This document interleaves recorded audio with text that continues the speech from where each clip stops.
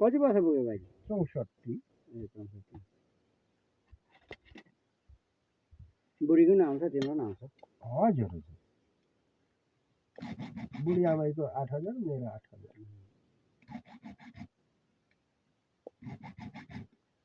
अब तपाईँ चिम्टा र खुकुरी रह्यो है, ल ल यो पनि सकिदिइहाल्छु। ल सर त्यो गाँसे गोठाले भएपछि घाँसहरू काट्नुपर्छ।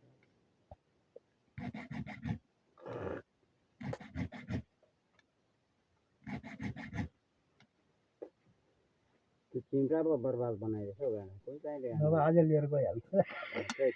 चिम्टा त ल्याउनु है बुढा भन्दै थियो।